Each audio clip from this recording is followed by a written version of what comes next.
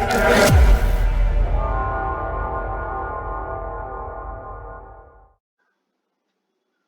guys, so in this video we are going to discuss a question on time invariant and time variant systems, and this is in continuation with the DSP course.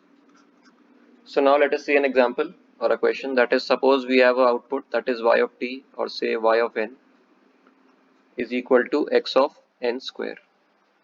So now what we have to do, we have to find out whether a system is time variant or whether the system is time invariant.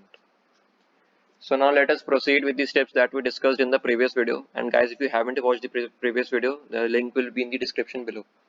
So now let us see the first step, that is what we have to do, we have to delay by k, delay by k. So how we will do that? Suppose first of all we will write y of n comma k is equal to x of n square minus k, and we will say that this is equation number 1. So what we have done over here is we have simply delayed x of n square by k. Now what we will do, we will replace by k, we will replace by k. So how we will write that? We will write y of n minus k, which will come out to be equal to x of n minus k whole square to the power whole square. Okay, so and this is the second equation. So you must notice that there is a difference between these two inputs, because here we are replacing n by k. What we have to do, we have to simply replace n by n minus k.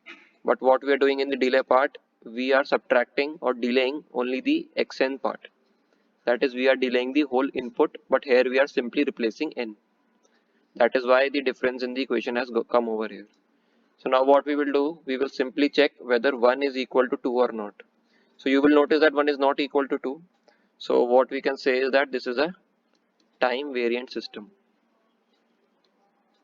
And we know what a time variant system is, that the output varies with the input along with the time. That is, the system parameters and the behavior will also change along with the delay and the advance of the input. So guys, this is it for this video. I have discussed other questions in my previous video also, so please do watch that. And guys, please subscribe my channel, as it will help me create more such videos and help you understand the concept better.